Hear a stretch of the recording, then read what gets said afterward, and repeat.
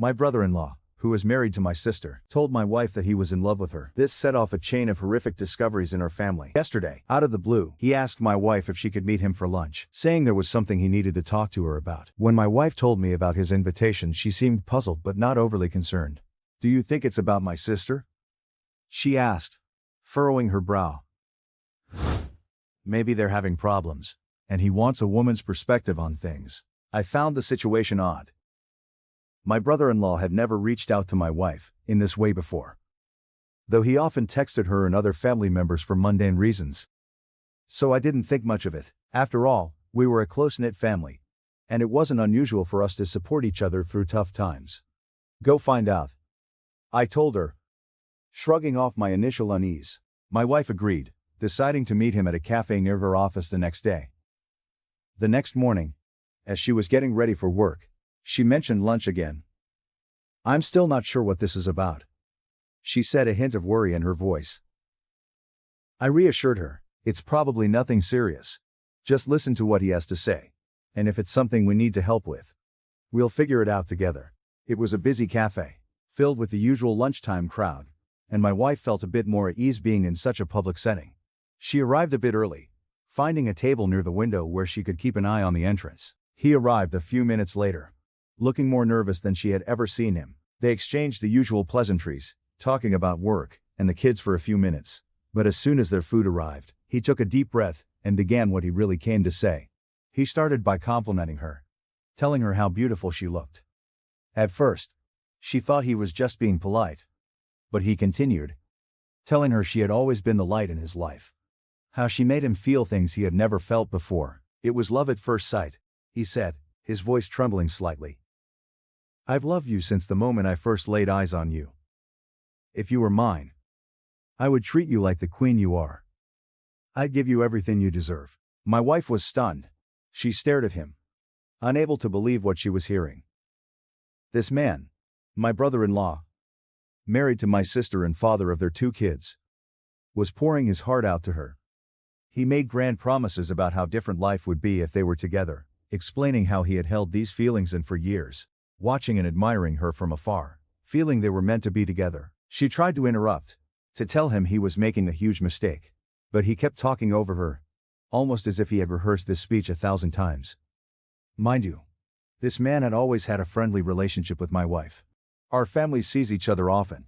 He had always been the fun uncle to our kids, the one present at every family barbecue and holiday dinner. His texts to my wife had always been mundane. Schedules, family events, nothing sexual or alarming. He also had a friendly rapport with my mom, and none of us had ever thought anything of it. To us, he was just a good guy, someone we trusted implicitly. So hearing my wife recount this felt like a punch to the gut. She didn't let him finish. She stood up, her chair scraping loudly against the floor, and walked out, shaking. She called me and told me everything that had just happened. While on the phone, the texts from him began. Apologies, claims he didn't mean it, insisting it was only infatuation, and expressing a regret for making her uncomfortable. But the damage was done.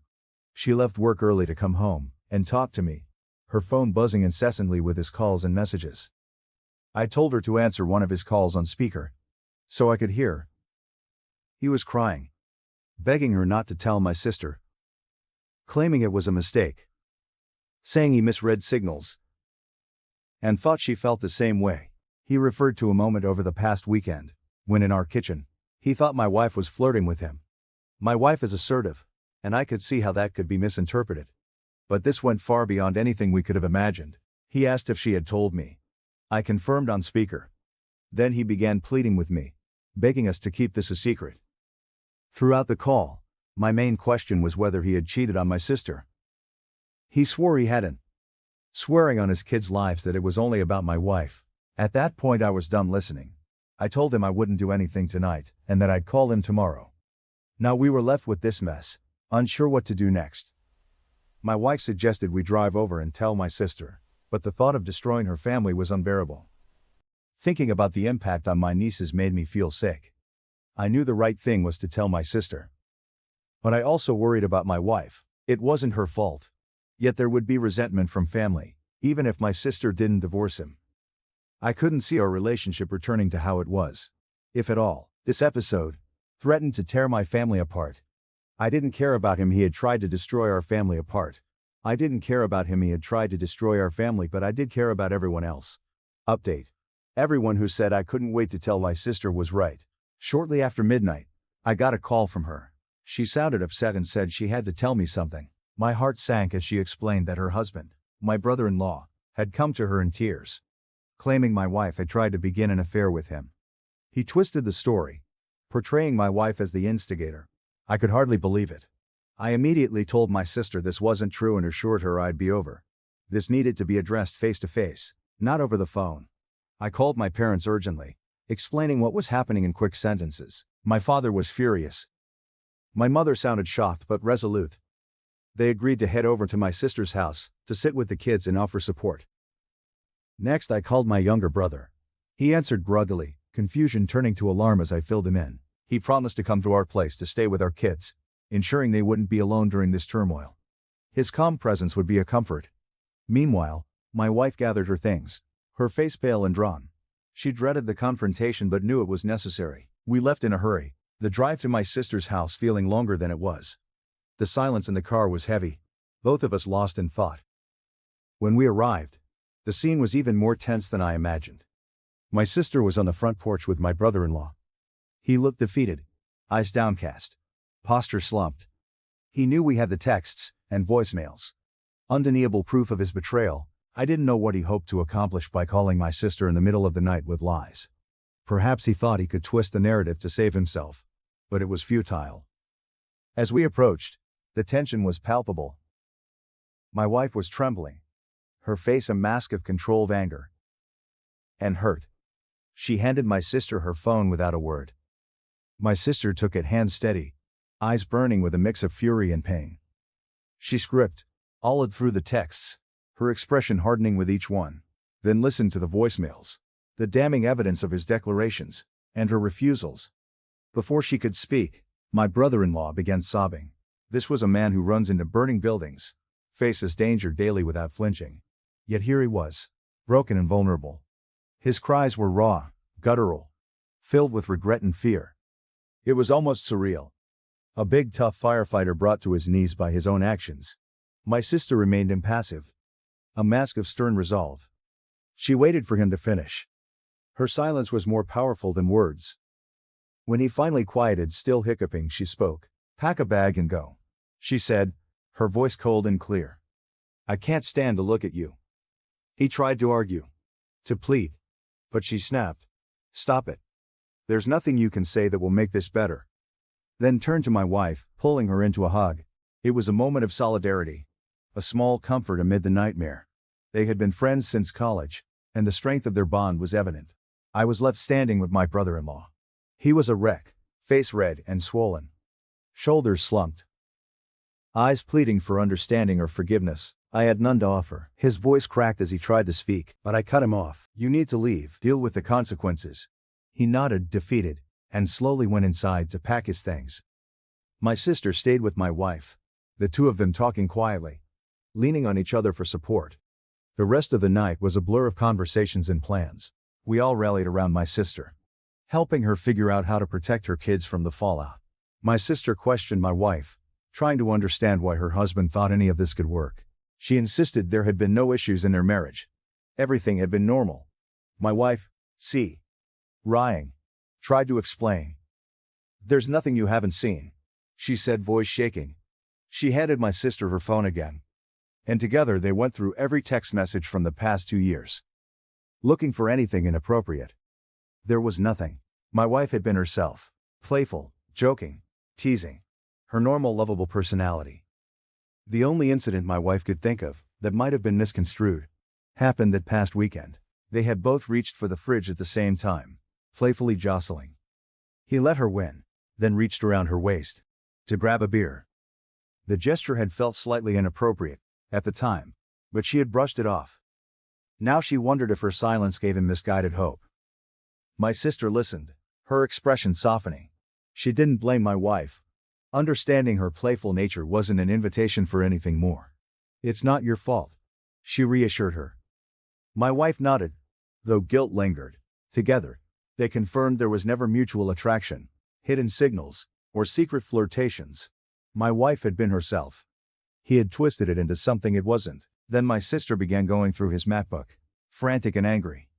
After a few tries, she guessed the password and started searching his files. It didn't take long to find something disturbing.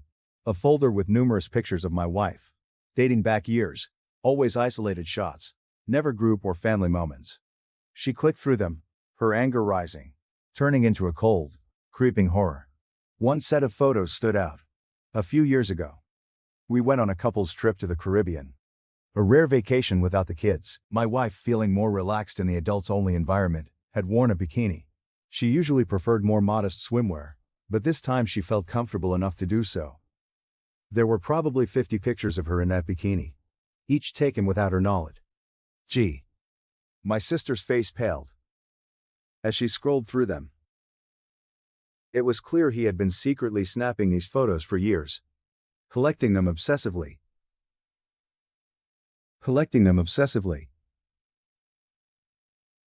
The realization that he had been harboring this fixation. Lurk in the shivers of family events. Lurk in the shiver down her spine. Does this now enter restraining order territory? She wondered aloud, her voice barely above a whisper. This had taken a creepy turn far beyond anything any of us had imagined. The boundary between inappropriate and outright disturbing had been crossed. She called us over, showing us the pictures. My wife gasped, hand flying to her mouth in shock. She had no idea he was doing this, no inkling of his obsession. My sister, her anger now tempered by a deep sense of betrayal, began discussing next steps. Legal action, protection for her kids, and a restraining order, everything that needed to be considered. We were all reeling from this discovery. The man we thought we knew, whom we trusted as a husband, father, and brother-in-law, had revealed a dark, disturbing side. It was no longer a matter of infatuation. It was something far more insidious. The mess continued. My sister agreed to talk to her husband last night, to let him explain himself. She was determined to get the full story and involve my wife directly to ensure there would be no lying or half-truths. They set up a FaceTime call, with me listening off camera, my heart pounding with anger and dread. My sister, ever thorough, recorded the entire conversation for good measure. As soon as the call began, the tension was palpable. My brother-in-law looked exhausted, eyes red-rimmed and swollen from crying.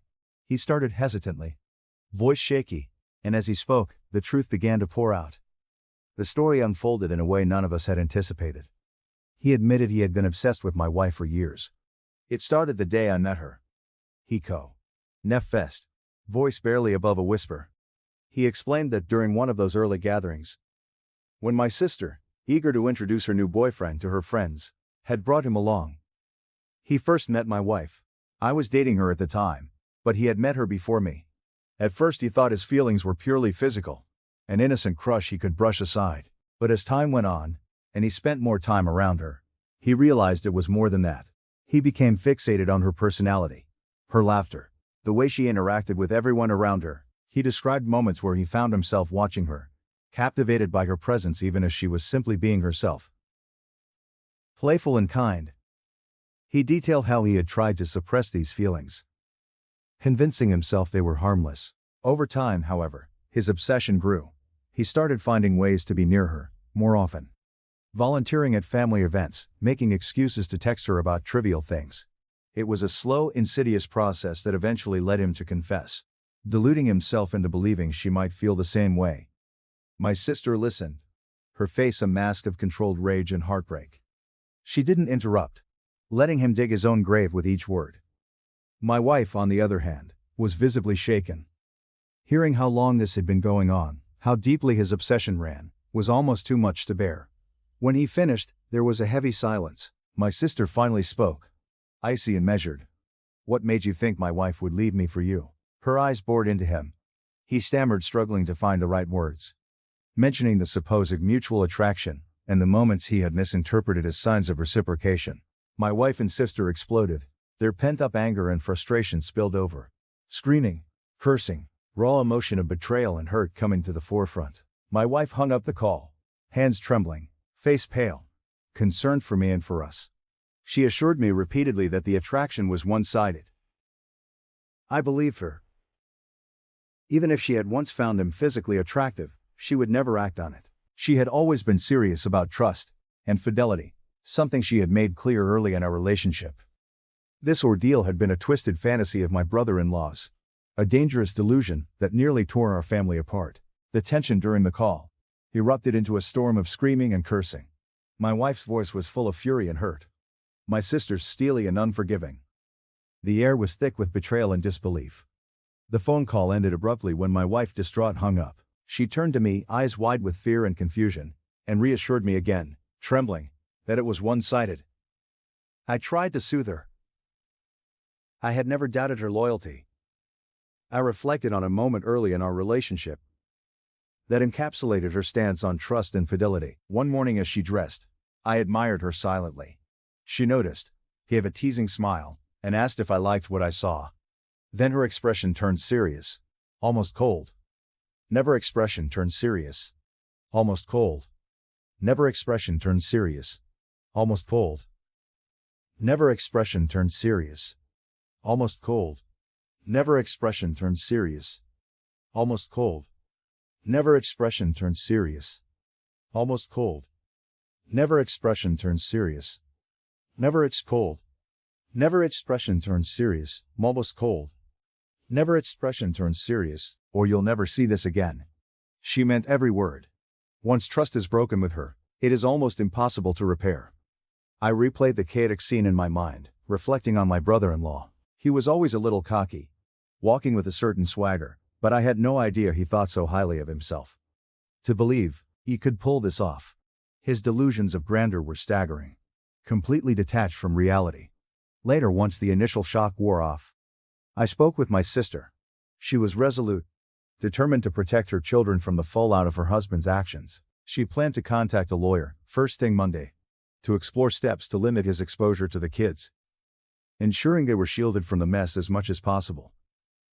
He's detached from reality, she said, her voice steely with resolve. Her concern was no longer about saving her marriage, but about saving her children, and maintaining stability for them. My brother-in-law returned home yesterday. Not because my sister wanted him back, but because he had the legal right to remain until proceedings moved forward. The atmosphere was tense and uncomfortable, filled with unspoken words and palpable resentment. He seemed to understand that any hope of salvaging the marriage was gone.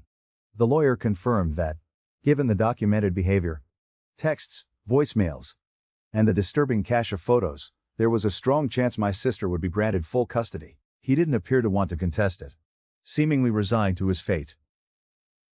My sister, stronger than she looked, moved through the house determined. Focused entirely on her children and their future. The kids sensed something was wrong, but didn't know the details. My brother-in-law had rarely been around anyway, often sleeping at the fire station during her time at home. He now stayed in the guest room, a silent figure in a house that no longer felt like his. Resigned, going through the motions, devoid of fight. Resigned, going through the motions devoid of fight. A sad, pitiful sight. But my sympathy was limited. As far as we could tell, his obsession with my wife was singular and intense. After everything came to light, my wife blocked his phone number to protect herself. Yet that same night, he emailed her from a newly created account. The email started as a seemingly sincere apology, but quickly became dark, detailing his obsession and delusions. He recounted every detail he admired about her, claimed a mutual attraction, and included a section disparaging me, implying I was unworthy of her. Reading it was a gut punch, revealing the depth of his twisted perceptions. We forwarded the email to my sister and her lawyer as further evidence of his unstable state of mind, enough to seek his permanent removal from the house. For now, my wife and I are taking it one day at a time. Support from friends and family has been invaluable. She isn't fully okay yet, but is improving each day. She feels guilty for being too comfortable around my brother-in-law, though she is usually careful about setting boundaries. Normally stunning and receiving attention, she felt safe around him because he was family, never expecting him to cross any lines. Fortunately, she and my sister remain on good terms, without resentment. We will all be okay. But it will take time. My priority throughout has been my sister and her children. ensuring their protection and emotional well-being, acting quickly, gathering evidence, confronting the issue, and involving legal help was essential to prevent further harm. Thank you to everyone who commented and offered support. Children especially need shielding from such toxic situations to maintain a sense of security and normalcy.